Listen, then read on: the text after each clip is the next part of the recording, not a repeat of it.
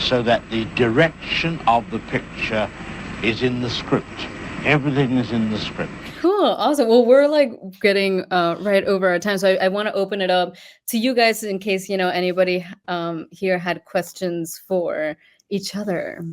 Oh, I just wanted to say, I think it's invaluable to get feedback. Like I said, I'm in an industry group. I don't know if I said that. I'm in Greenlight Women. It's a women in the entertainment industry group, and I get a lot of feedback from that and some industry insiders.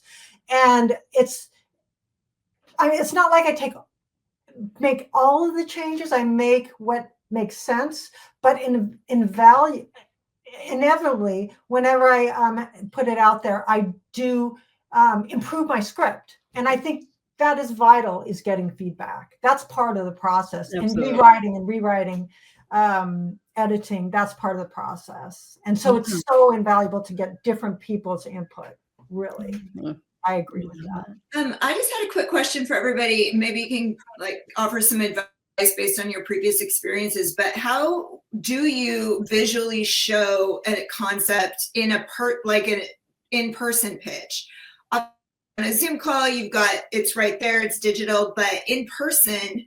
And also, I don't know if this is really a thing, but I just read it on the WGA website the other day that you're not supposed to leave materials, necessarily bring a pitch deck, hand it out to everybody and walk away, which I thought was, what else are you supposed to do? So, my understanding a lot of times is when you're going into a verbal pitch, they don't want you to bring a pitch deck. But sometimes if you have a connection with a producer, because I feel that really gives them my world before they read my script. Like I have a producer who's interested, is I give them my pitch deck and my script. And so I think it helps me. But I think when you're going to verbal pitch, you're not usually supposed to bring your pitch deck. That's if they were asked for it later. But that's just my understanding. Do you bring visuals? Like, would you bring an easel with a blow up of your thumbnail? I would try, if like the producer, I would say, you know what, I have some additional support and I think it helps tell my story. Would you prefer me to just pitch it visually? And if you want additional materials, I'll bring it along, because that's kind of respecting what they want, because I think everybody's different. That's good advice. Thank you. Yeah, I'll speak for it's obviously different for the stage. But I would say that I've had all of one play produced, and so it's a little. The best practices in screenwriting, pitching seem to change every time I hear about it, and so I never know, what the latest approach is necessarily going to be. But with plays, I tend to go in and say comedy, comedy, comedy. That's what I write. Every producer needs to have one comedy lined up for the next season. So I start there, but then I really get into the production aspects of it. I had a producer tell me, she read my play and she said, "Oh, I really like this, but we could never produce it. You have a character smoking a cigarette on stage, smoking a cigarette." And so I'm always very clear to them to say, you can do this in a very simple way. You don't need a big set. You don't need so really to downplay the production aspects of it so that they can then use their own creativity to, it's probably a little less challenging than trying to get a rodeo in space on the stage, Karis. But regardless, I always try to focus on de-emphasizing the production, because I tend to be pitching at a much smaller scale than you screenwriters are. I tend to be pitching to a local community theater producer or a regional something or other. And so it's a little bit different for stage right in that regard. And as for leaving things behind, I'll show up with 5 scripts and give them to, with the poster on the front that I've designed with a little help from AI. And I'm handing that out to as many people as I possibly can. Yeah, I think that brings up a really good point of like that whole pitching process, of the importance of like putting yourself in the producer's shoes, you know, because these people are just thinking money wise, and it's a completely different world. They're not like, you know, a lot of them are not creatives, you know. So if you know, for film and TV, you bring in a script that has like a car blowing up, the first thing they're gonna think is like, God, that's gonna cost millions of dollars. So I think that's a really good point to always like put yourself in the producer's shoes when you're pitching it. At the end of the day, they're, you know, if they're going to be paying for it, it's emphasizing that, like the simplicity that it can be broken down, you know, because at the end of the day, that's always the goal, is to bring it to life, you know. Yeah, comps are important too. Like, for example, more newer titles that are successful, if it relates to your project, because you were talking about money, they want to know about money. Is this going to be a sequel? Is this going to be, you know, what's the market? So yeah, it's good to know that, you know, to have that producer hat too when you're thinking about the pitch. Yeah, Morgan, what were you going to say? Yeah, I was going to add to this topic there, because like when I was writing mine and stuff like that, just for everyone, do you find it like, I guess, you know, obviously it's good to keep the producing aspect in mind and stuff like that, but like, do you find that it like hinders you a little bit? Like you're kind of budgeting as you write and go along, and because you're over preparing for like the pitch and stuff like that?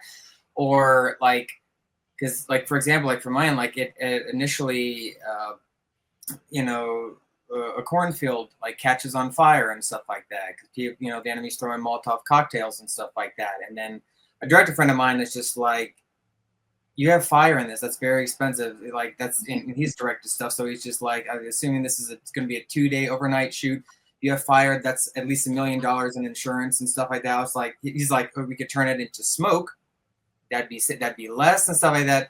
And I was gonna do that, but then like, do you all find that just like, you know, write it as if, you know, money isn't an issue to an extent, no. But it's like, do you just let the imagination go, write it down, and then let the, you know, the edits and stuff go down the line, or do you find it's helpful to kind of, you know, write with budget in mind and pitch in mind, or do you just go full artistic first and then figure out the stuff later? Well, I think Tove kind of like touched on it, where he mentioned like, this is like the script, but please know it can be, you know, like this was my initial vision, but you're not like completely stuck on it. So the same way there was like a cigarette, it's like, I think, you know, based on Tove's answer before, is like letting them know that there is room for like flexibility and to like adjust the story based on like the budget that you end up getting approved. I think, I don't know if anybody else wants to. Well, actually, with my show, it was supposed to be, she really does go around the world. Won't this be fun? She'll go to like France, she'll go to Italy. But then I'm thinking, who in God's name is going to buy from like a first-time writer something where they have to travel around the world? That's never going to happen. So it literally changed the actual concept. It changed the entire pitch, and it made it better. And it's actually more interesting. It's a better twist. It's like more fun. So this is an actual, like, this will actually be in development because it's very easy to make. It's based in LA. Nobody has to travel anywhere. You can even do it with props. You know what I mean? It's very easy. And that's why it's getting much interest, not just obviously from this, but, you know, actual interest. So it's, yeah, I think it's really important. Unless you're George R.R. Martin and you've got 1 million best-selling books behind you, nobody's going to make your Dragons fairy movie. You know what I mean? Like, that just seems wild. Yeah, it's being realistic about it while also. Like, do you want to get it made, or do you want to be creative and get it out? So it's fine. There's no wrong answer, but I guess like in the pitches and kind of stuff like that, you'd be like, these are things that I'm open to changing, you know, this to that, you know, and the story would remain the same. These, however, do have to, you know, remain the same, whether it's person, place, thing. Like, in order to have the story be linear, these have to stay open to these changing. Kind of, I feel like maybe that'd be helpful, like have a 2 list going, I guess, just in your head, like able to part with this. These have to stay for the story. I guess, yeah, you know, keeping it open and realistic, it just helps it, you know, get made into the real world as opposed to just being a constant on the page. Yeah, Tori, I It's think one of the Mhm. sorry, go Go ahead. I was just going to say, I just want to be very clear. Very different experience in playwriting than screenwriting. So I don't want to pretend that there's a false equivalence here. There isn't an equivalence. But I have the advantage of being able to include a little. So one thing I thought of, Morgan, I write the play and I don't really think too much about the production aspect of it. I went into Banana Palm thinking single set. So I limited myself to that, and that was confining in a good way. I don't always do that. I haven't done that in my next play. I didn't do that in the play before, which had a cigarette. Nobody will ever smoke in another play I write. But anyway, where I was going with this is the play I wrote before this was started as a screenplay. And I thought it was pretty good, very cinematic, but then I adapted it into a play and it got much better. And at the same time, it's not an easy one to produce. You need a lot of cinematic effects. There's a pond, there's a fire, there are things that are complicated. The other issue, this was the same feedback from the same producer who said, you have a character smoking. She noted that there was a lot of colorful language. These were Scottish people. That's how they talk. And I tried to minimize that in the script with the production notes section. And that can go right, that's the advantage to play. You can't put one of those in a screenplay that you're pitching to somebody, because if they got to flip through 3 pages, they're not going to get to page 4. But with a play, if you're giving somebody a full script, even an excerpt, you can squeeze that in at the beginning and say, hey, if you don't want to use this language, substitute darn and frickin' and all that stuff. Or, here's a way to, I even had suggestions on how to do the fire, suggestions on how to do the pond. There's a paint. There's a scene where paint spills. I had a way to do that. So anyway, I'm not trying to direct the production that I'm doing, but at the same time, I want to give directors the leeway to use their own creativity to produce and show the scene in a way that makes sense for them. And I'm sorry that screenwriting is a little less flexible in that regard. Yeah. Have you thought about pitching this as a screenplay? Because they're always looking for one set Totally. productions. Yeah, maybe. I love your idea. I would totally watch it. I think it made it so much better. What an interesting character. Agree. I hope so. I see this. I have sent this around to a few Boston theater producers. I really see this. This would be a really fun play to produce in Boston, because it celebrates Boston. If you've ever spent any time with people from Boston, not just the accent's fun. I don't know how that would play in Canada, we'll see.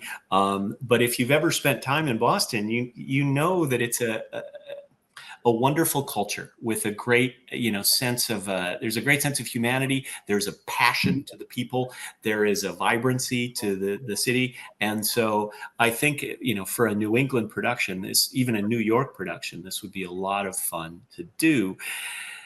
And then, if it turned into something more than that, I definitely want to start with the stage play. I find I love screenwriting. I have done it. I think I play to my strengths a little better with plays. I've even written fiction, and all I can do when I'm writing short stories or longer stuff is I can't wait to get to the dialogue. And so anytime I can create something where there is just rapid fire, silly dialogue, I will try and do that. So that's nice of you to say, Susan. I appreciate the compliment.